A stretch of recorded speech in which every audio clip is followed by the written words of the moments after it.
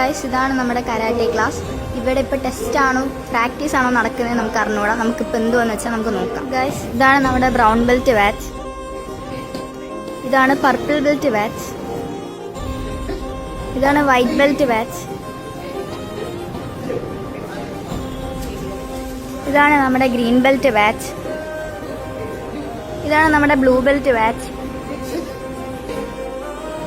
ഇതാണ് നമ്മുടെ കഴിഞ്ഞ ക്ലാസ്സിൽ അഡ്മിഷൻ എടുത്ത പുതിയ വൈറ്റ് ബെൽറ്റ് ബാച്ച്.